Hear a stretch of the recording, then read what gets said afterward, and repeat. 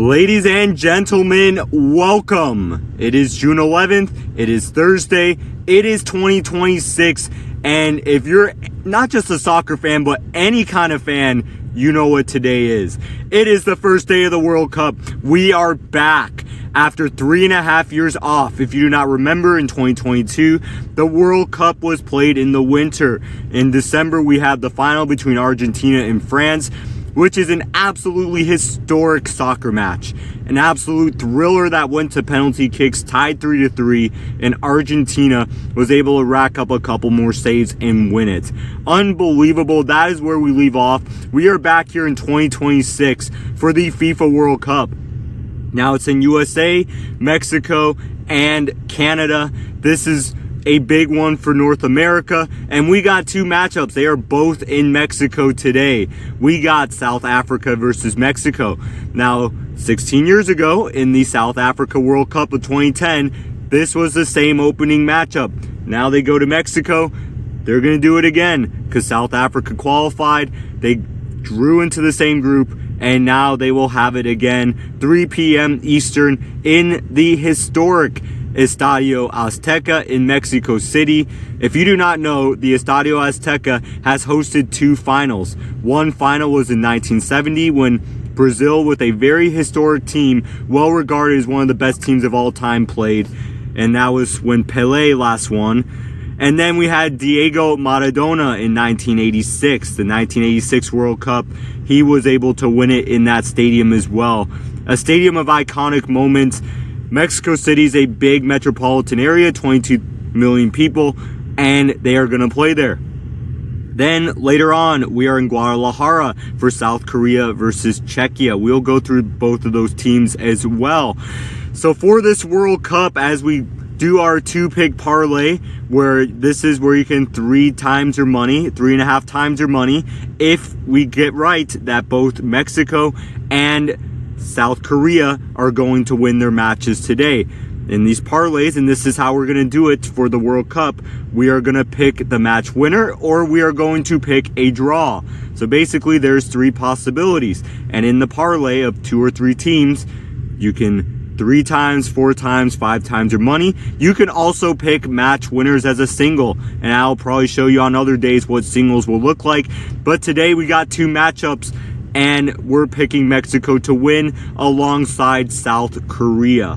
So this is one of those things here today that, well, in these first games, because we haven't seen the teams at a World Cup level, especially some of these teams in this 48-team World Cup, which I forgot to mention. This is the first ever 48-team World Cup. The World Cup in previous years has been 32 teams. And with that, you're going to see a lot of countries that maybe you didn't even know about. Maybe you didn't know about these islands in West Africa called Cape Verde. They are part of the World Cup. Maybe you did not know about this Caribbean island called Curacao. If you did not know about them, they're in the World Cup. Panama is another team that barely makes it. You also may not know about a small country in Eastern Europe, Western Asia area called Uzbekistan. They're also a World Cup team.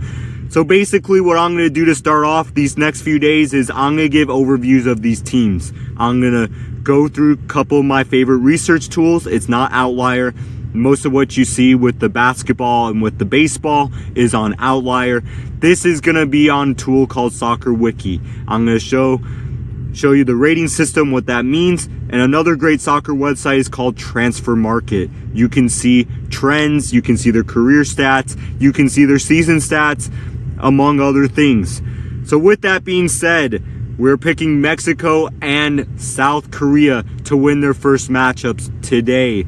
Let's get into it. So this website right here is called Soccer Wiki. They have a rating system. The reason why I like Soccer Wiki so much is because it is a website where people get to vote on, a wide range of soccer fans get to vote on increasing or decreasing ratings. And basically the way it goes, the ratings are on a 99-point system, where usually 90 is world class and usually 80 is like up and coming, and then below that is usually like lower top level or amateur level. So essentially this is one of those things where if you see an 89 rating, you can see that someone is among world class or pretty close to world class. As you can see with Raul Jimenez and Edson Alvarez here. So you can see, I'm just going to give you some of the key players to look out for on each of the teams. We're going to break down some of those key players. And of course, that's going to be part of our prediction. So here you can see some of the big players for Mexico. If you have Mexican friends, they probably know a lot about these players. But anyways, we're going to break down one guy who is not on this list, but is playing in a historical 6 World Cup. So before this World Cup, nobody has played in more than 5 World Cups.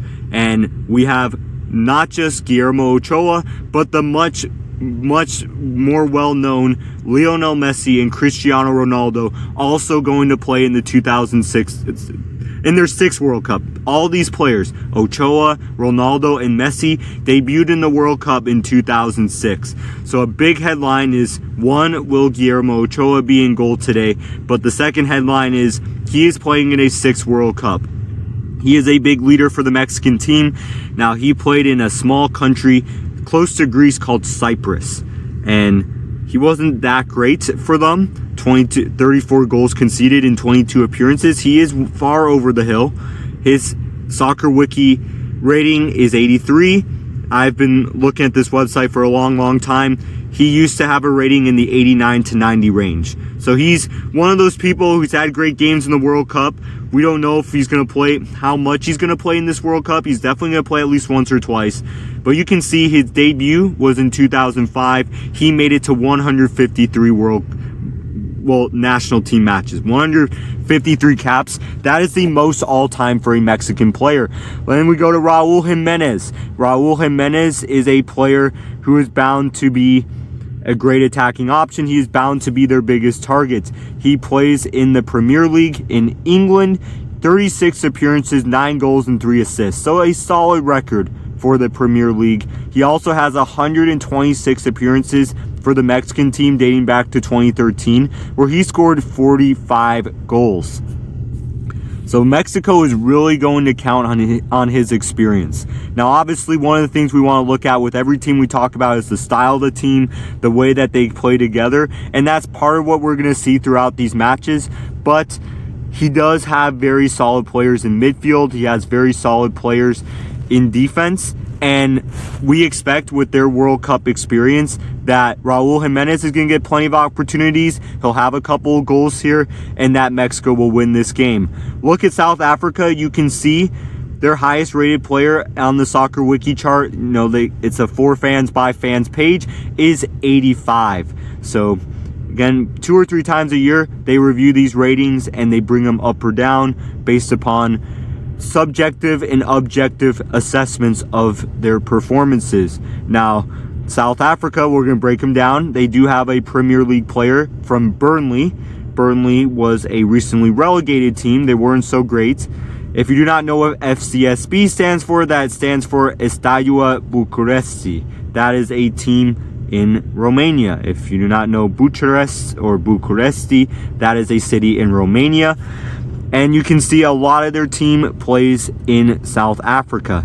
So they got plenty of solid players by South African league standards. And I think one of the biggest advantages that South Africa has is that they have a lot of players that play together in their domestic league, which a lot of these bigger national teams, they usually don't have much players who play together. But you look at Lyle Foster, bound to be their biggest attacking threat. He did score 3 goals in the Premier League this year. Now, I did show this chart on the right here because he did recently score a goal against Manchester United. Manchester United is a world-class team. They finished 3rd in the Premier League this season. So on a team that overall struggled in the Premier League, Lyle Foster actually did pretty well. And I think the talent on the South African team is going to be relatively similar to what he had in Burnley compared to the Premier League. So this is something that we expect to see. Ronan Williams' leadership, so he is their most experienced player. You can see right here, he has played in 62 international games, which for a country like South Africa, pretty solid.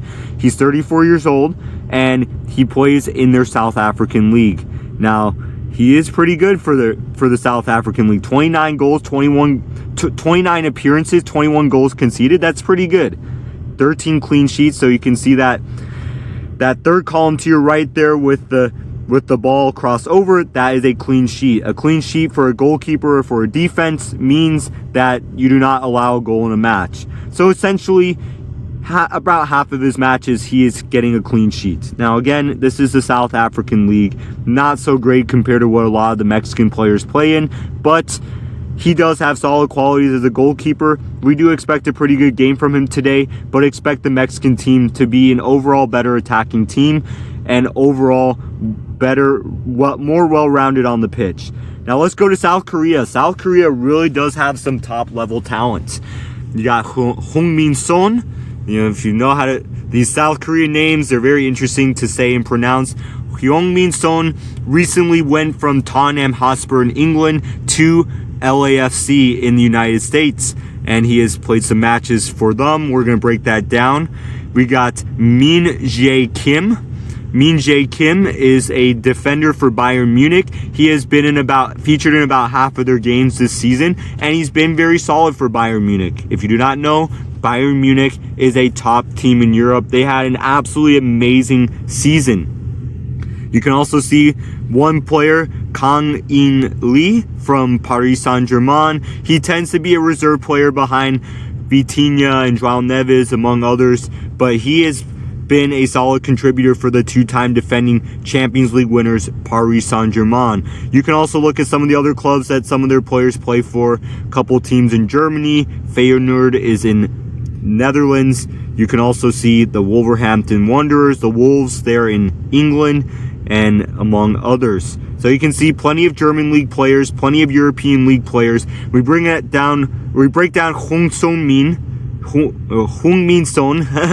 It's fun to pronounce these names. It really is. It really is fun to pronounce some of these names that we're going to see in this World Cup.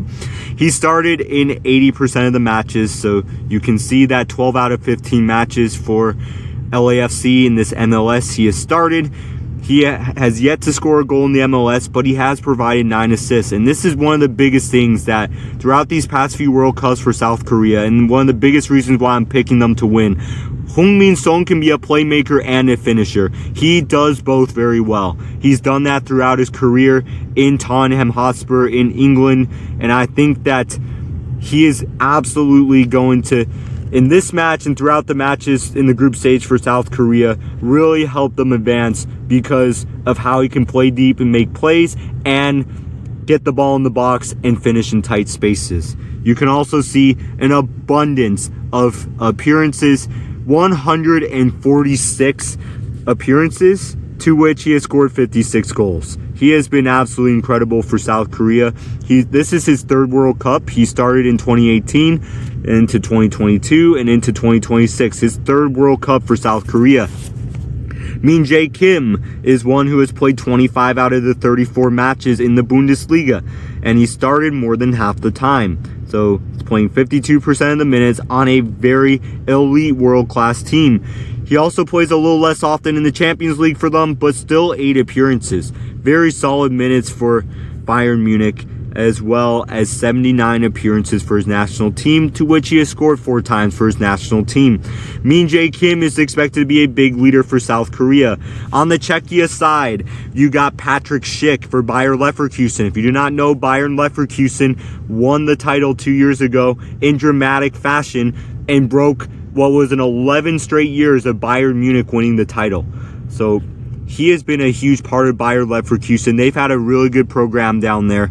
And you can also see a couple players in France, other German players, other English league players. You can see some very solid ratings that were very comparable to the Mexican league players. I just feel like it's the quickest and simplest way to explain just the kind of quality that every team has without necessarily spending a whole hour on this, because let's be real, you do not have a whole hour to listen to me talk about this. Patrick Schick carries the highest of hopes for his country. He has been a very solid player for Czechia, very solid player for Bayer Leverkusen. He's scoring 16 goals in 28 games. Now, anytime you can score a goal any other game or more frequently, that is really, really good. Patrick Schick has been a very solid player for Bayer Leverkusen in a very deep league, I'll be honest. A lot of good quality in that German league throughout. You can also see 53 appearances for his country. He also has scored 4 goals in the Champions League. So if you do not know, Bayer Leverkusen got to the round of 16 in the Champions League where they lost to Liverpool. So, and not the round of 16, the one before, the playoff round. So by UEFA Champions League's in the second year of a new format where they got a playoff round before the round of 16. So Patrick Schick, overall, just a very solid player for Czechia, someone who's really carried the Leverkusen team and is expected to carry Czechia in the same kind of way. But overall, when I look at Czechia, there's just a lack of World Cup experience. This is their first World Cup since 2006. They, yes, have very solid talent across the park, but I do expect the top-end talent of South Korea to help carry them over the top. That is a wrap for today. That is the first video of the World Cup. I'm going to continue to experiment with this, continue to experiment with the research tools, and see how we can bring a little better overviews as we go through these first games. Now, obviously, in the second, third games into the knockout stages, we're going to be able to talk about the previous matches, how the teams played, what kind of lineups the managers are bringing in, among other things. But in the first match, we can really just go over like what the players have done for their clubs and how they stack up against each other. That is a wrap for today. We'll be back at it tomorrow. We got Team USA. First game against Paraguay. I'm going to go ahead and break that one down. We got some other great matchups as well. That is a wrap for today. I hope you enjoyed it. Let's enjoy the first day of the World Cup. Let's get it.